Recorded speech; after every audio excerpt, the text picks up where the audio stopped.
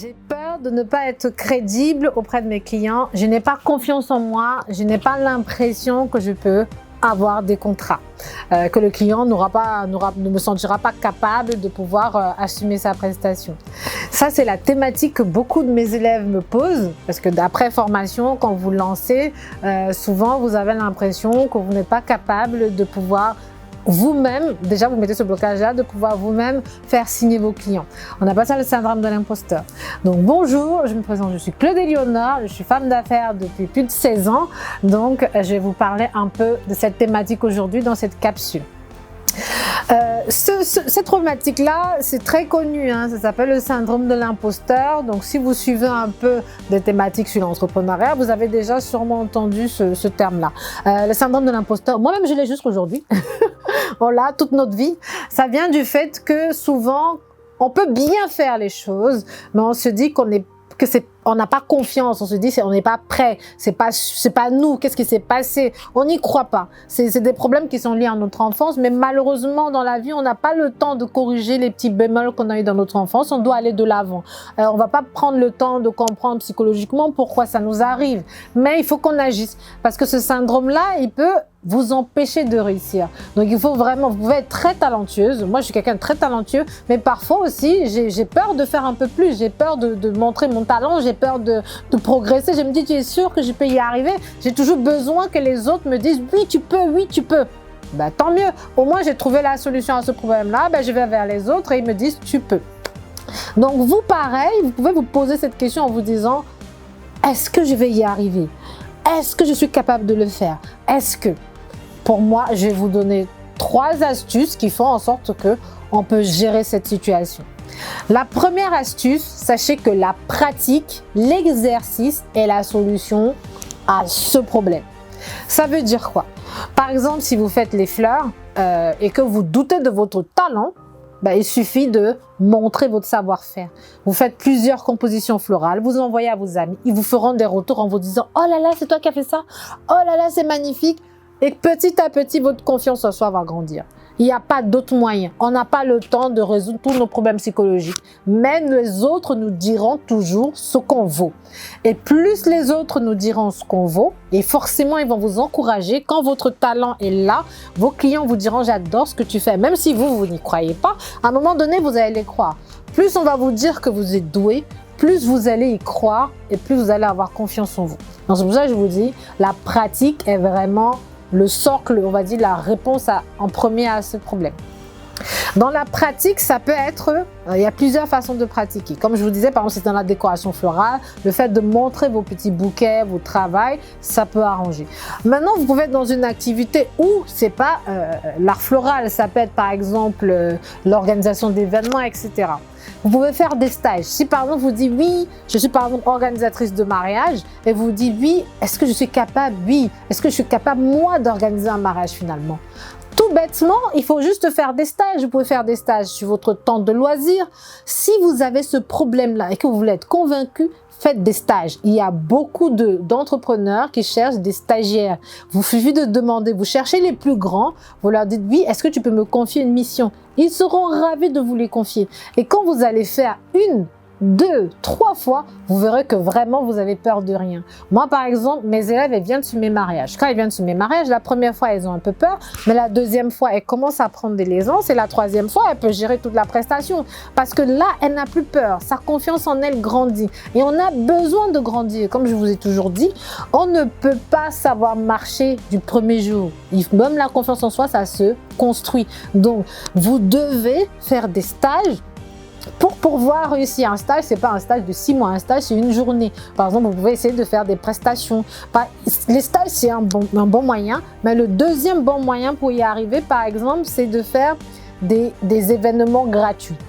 Si vous dites oui, je ne suis pas capable de décorer un mariage, bah à ce moment-là, cherchez une amie qui fait un baptême, un anniversaire, et vous dites bah, je te fais la prestation. Vous allez voir que vous allez y arriver toute seule. Vous allez faire les achats, vous allez concevoir le décor, vous allez l'installer, etc. Et à la fin de la prestation, votre copine sera tellement contente qu'elle va vous le dire. Et le fait qu'elle vous le dise vous aussi, vous allez avoir confiance en vous et surtout, vous allez progresser dans votre façon de travailler, vous allez l'améliorer et comme ça, la prochaine fois, quand vous allez être face au client, vous saurez de quoi vous parler. On sentira dans vos épaules hein, que vous avez pris confiance en vous. Donc, les stages, faites des événements gratuits. Je ne vous dis pas de prendre votre épargne pour aller faire un gros mariage, mais je vous dis par exemple, prenez tout ce qui est petit anniversaire à la maison, les baptêmes, des petites choses comme ça, mais ne prenez pas un mariage et puis vous investissez vos économies. Non, avec moi, on ne dépense pas d'argent. Moi, je répète toujours à mes élèves, parce que j'en ai formé une centaine, hein, que ce soit en France ou en Afrique, j'en ai formé une centaine, je ne les compte même plus. Je ne dirais jamais à quelqu'un de prendre ses économies pour faire le mariage de quelqu'un. Non, un anniversaire, c'est souvent 3 tables. La personne peut vous donner l'argent pour payer le matériel et vous donnez votre main d'œuvre. Votre main d'œuvre, c'est votre temps. Ça, c'est gratuit, mais la personne paye le matériel, d'accord? Donc, c'est comme ça que vous pouvez vous entraîner. Et vous allez voir que plus vous allez faire 2, 3 prestations comme ça, c'est pas la peine d'en faire 10. Vous en faites 1, 2, 3. Ça suffit largement. Vous allez voir que vous allez avoir confiance en vous et dès que vous allez avoir confiance en vous, vous n'aurez plus ce syndrome-là. D'accord? Et plus vous aurez moins peur et mieux ça sera. Vous allez commencer à être un peu, moi je dirais un peu hautaine, vous allez commencer à prendre la grosse tête, etc. Parce qu'on vous dira que vous êtes talentueux, ok? Mais ça se construit. Donc, c'est normal de le ressentir aujourd'hui parce que vous êtes au début de votre aventure. Mais avec le temps, plus vous allez vous exercer et plus vous allez réussir. Donc, je vous ai dit, une solution à cela, c'est faire des stages. Le deuxième, c'est de faire des événements gratuits, mais des petits événements en sachant que c'est votre ami, votre famille, ils financent ce matériel et vous donnez votre savoir-faire. Donc, on va dire, le troisième point, c'est de rencontrer beaucoup de clients. Peut-être vous allez pouvoir organiser l'événement, faire la prestation, mais j'ai des élèves qui rencontrent un blocage même au niveau du client. Souvent, vous vous dites, mon Dieu, comment je vais convaincre le client? Pareil, ce n'est pas de la magie. Même si moi, je vous donne la stratégie, je vous donne le speech commercial, il faut absolument le répéter jusqu'à être convaincu de votre speech commercial. Ça veut dire quoi? Quand vous rencontrez le premier client, vous allez être molle, vous allez bégayer, vous allez dire « Oui, je veux bien te vendre cette composition, je veux bien te vendre ce sac, je veux bien faire la prestation, mais vous ne montrez pas de l'assurance. » Parce que vous êtes stressé, vous n'avez pas confiance en vous. Le premier client va venir, ça sera une catastrophe. Le deuxième, mais il faut continuer à agir. C'est pas parce que le premier, ça s'est mal passé que le deuxième, ça se passera mal. Non. Le deuxième client va arriver, vous aurez un peu plus d'assurance. Parce que là, vous avez dit, bon, la première fois, j'ai raté. Moi, on m'a dit qu'il faut réussir. Et là, vous allez peut-être redresser votre posture. Vous allez peut-être être plus accueillante, vous allez être moins froide, etc. Et petit à petit, vous allez corriger les couacs. Et finalement, peut-être au 5e client, peut-être même au 100e client, que là, vous allez avoir de l'assurance. Mais si vous n'arrivez pas jusqu'au 5e ou jusqu'au 100e client, vous n'aurez pas d'assurance. Donc, pour résoudre ce problème de l'imposture-là, il faut continuer de rencontrer des clients, il faut continuer à envoyer des devis, il faut continuer à chercher à voir les clients, même si on échoue, même si on ne signe pas. Parce que si vous ne passez pas par là, ce n'est pas la peine. Vous n'aurez jamais l'assurance qu'il faut pour signer. Il faut savoir qu'un client ne signe que si lui, il est convaincu que vous êtes convaincu de ce que vous allez lui donner. Je vous dis, c'est 80% de votre comportement. Donc, si vous arrivez, vous êtes toute fatiguée. Oui, je vais vous faire ceci. Ne vous inquiétez pas. Bah, il ne signe pas. Et ça sert à quoi? Mais vous, quand même, vous allez terminer cette vente-là, vous allez dire, mon Dieu, j'ai été molle. Et après, le prochain, vous allez essayer de... Peut-être vous pouvez même sauter. J'ai vu une fois Beyoncé avant son concert, mais elle fait du sport. 1 heure avant d'être sur scène, elle fait du sport. Parce qu'il faut qu'elle soit tonique. Elle ne va pas arriver sur scène et puis chanter tout doucement. Donc, vous vous rendez compte que même les plus grands font 1 heure de sport avant de se mettre sur scène. Ben vous, s'il faut vous chauffer avant de répondre aux clients, ben vous vous chauffez. Moi, par exemple, je travaille énormément. J'ai beaucoup de business à faire. Je n'ai pas toujours le téléphone. Mais tu ne vas jamais me voir faire une vente si je ne suis pas prête, si je ne suis pas posée, si je ne suis pas assise. Parce que je dois communiquer de la joie. Je dois communiquer l'envie à mon client. Donc ma posture, ma façon de répondre au téléphone, parce que nous on fait les ventes aujourd'hui par téléphone, ma façon de répondre au téléphone va influencer mon client à travers la ligne. Donc si je suis en train de conduire et je fais la vente, je préfère lui dire, écoutez, je ne suis pas disponible, est-ce que je peux vous rappeler plus tard? Et je me mets un rappel sur mon téléphone. Mais si je vends là, tout de suite, en train de conduire et que là, je suis en train de faire l'accident, ben, j'aurai une voix stressée, elle va croire que je ne suis pas capable de faire quoi que ce soit, elle ne va pas signer. Donc, pour vendre, il faut vraiment que votre comportement traduise de la sécurité. Et ça va venir si vous rencontrez de plus en plus de clients. Donc là, je vous ai cité 3 points, mais j'ai un dernier point qui me revient. Je vais encore parler de ce que pour moi qui est très important, l'environnement, la concurrence. Vraiment, la concurrence, c'est le point, mais la concurrence avec ceux qui ont le même niveau, on va dire le même âge dans l'entrepreneuriat que vous. Je m'explique. Quand vous commencez l'entrepreneuriat, c'est comme un bébé qui apprend à marcher, d'accord? Donc, vous avez 0 mois. Vous commencez en général, si vous avez fait une formation, vous commencez avec des camarades de classe. Dans ces camarades de classe, il y en a qui vont plus ou moins vite avancer. Donc, si vous êtes en continu en communication avec eux et que vous les observez, vous allez voir que ceux qui ont votre âge, ils évoluent. Et le fait qu'ils évoluent va vous générer de la jalousie. Ça, c'est naturel.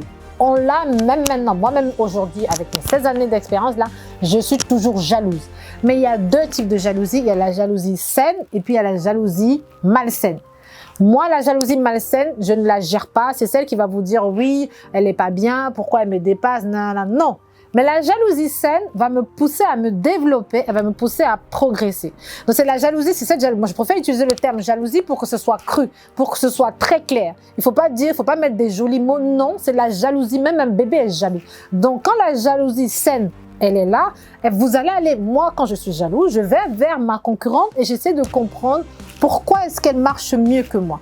Et dans la jalousie saine, vous allez voir vos camarades de classe, de promo, qui sont en train de progresser. Et le fait qu'ils progressent, ils vont vous montrer qu'ils ont la science. Mais vous allez surtout vous dire, on a commencé ensemble. Donc elle n'a rien de plus que moi. Donc ça veut dire que le problème, c'est peut-être moi. Et le fait de se dire que le problème, c'est peut-être vous, ça va vous pousser à réfléchir, ça va vous pousser à vous améliorer. Vous allez essayer de copier ce qu'elle fait. Et comme vous copiez, sans vous en rendre compte, vous commencez à marcher. Et plus vous allez marcher, plus vous allez rencontrer des clients, plus vous allez vous soigner. Donc cette jalousie-là, elle est bonne. Elle nous permet de progresser. Moi, je dis à tous mes élèves, parce que je les considère comme mes bébés, soyez vos concurrents, soyez vraiment... N'ayez pas honte de dire « je veux faire comme elle ». C'est très bien parce que si vous voyez quelque chose qui est bien, il faut le copier. Je dis il faut copier, pas copier bêtement. Il faut avoir envie d'être comme l'autre. C'est ça qui nous permet de nous surpasser. Mais il ne faut pas chercher à ce que le business de l'autre meure. Non, il y a de la place pour tout le monde trouvera son pain. Mais il faut écouter cette jalousie-là. Donc, c'est pour ça que je disais, le dernier point, vraiment la concurrence, elle est magnifique, elle permet vraiment de se surpasser, elle permet de s'améliorer, mais surtout, elle va vous permettre de tuer ce syndrome de l'imposteur. Ne la simplifiez pas. Cette attitude-là peut vous empêcher de réaliser de belles choses. Vraiment, la vie, c'est un beau voyage qui nous demande qu'à être fait, mais c'est à nous d'agir, c'est à nous de tuer tous nos blocages psychologiques qui nous empêcheraient d'y arriver. Donc voilà, j'espère que cette vidéo vous a plu. Si ça vous a plu, je vous invite à partager, à liker, à me laisser un commentaire et surtout à partager la vidéo à quelqu'un que vous penserez que ça pourrait aider. Et sachez que ce sera avec grand plaisir. Je vous dis à la prochaine. À bientôt.